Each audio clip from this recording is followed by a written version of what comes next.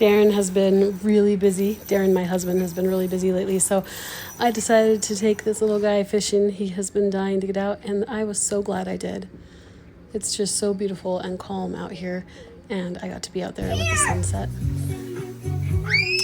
It is the beginning of August. I cannot believe it's the beginning of August. And I'm going to give you guys a little garden tour while I am out here. It is the middle of the hot day, and I am grabbing a bunch of zucchini, and then I'm going to pick blackberries and make some freezer jam with those. I've got 2 really long rows of blackberries, and they are just starting to come off.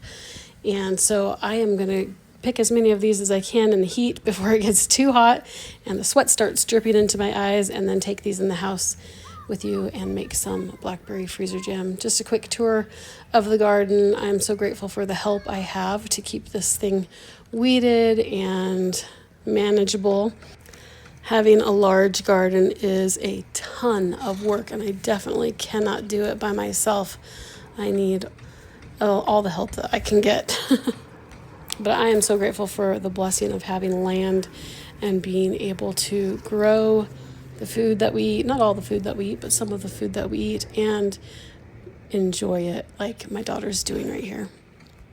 This is her horse, Dude. He's a quarter horse, and he is 22 years old, and she is trying to train him to do barrels. She really wants to do barrel racings at the rodeo with him. This is my freezer jam recipe that I have on the blog at farmhouseharvest.net. And as always, I will go ahead and link that in the description box below for you. It's super easy. It's just 4 cups of berries, and you can use as much sugar as you want, but I usually use about a third a cup to a half a cup of sugar, a third a cup to a half a cup of lemon juice, and a third a cup to a half a cup of easy gel thickener. And you can do it in a bowl, or you can just do it in your food processor like I am here. And you can make it chunky, or you can make it smooth. If you want it sweeter, add a little bit more sugar. If you want it thicker, add a little bit more thickener. I love it. We all love it.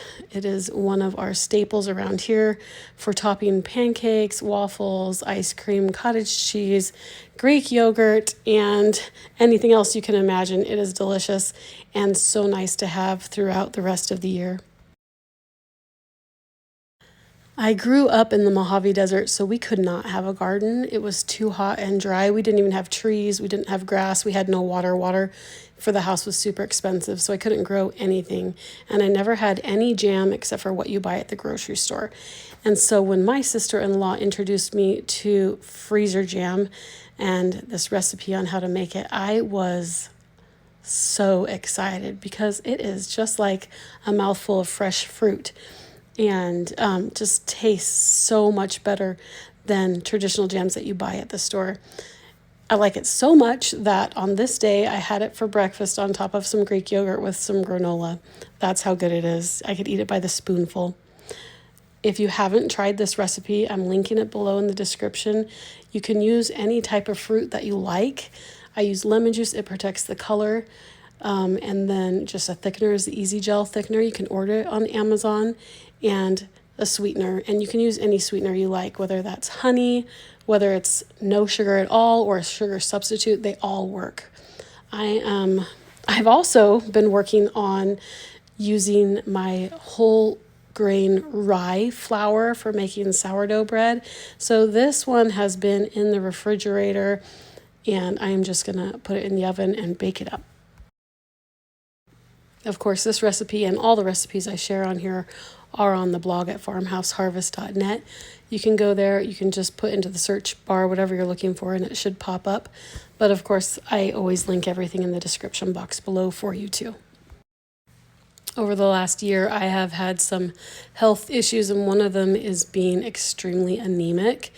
And so I have my blood or hemoglobin was super low, and my iron was super low, and that messes up also your A1C or your sugar levels. And so because of that, I was really trying to get away from the all-purpose flour and use whole grains, which I grew up wanting to do that. I've always known that it was healthier for you.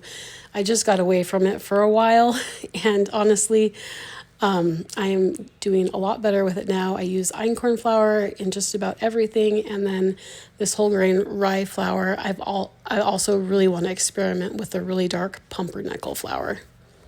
You can buy these flours in the berries so that you grind them yourself, or you can also buy them already ground at the grocery store. A lot of them they'll have at Walmart or at your local grocery stores, and they're really fun to experiment with different kinds of flour in your bread recipes, and I'm really enjoying this rye flour. As always, thank you so much for watching my video. If you haven't subscribed yet, please do, and we'll see you next time.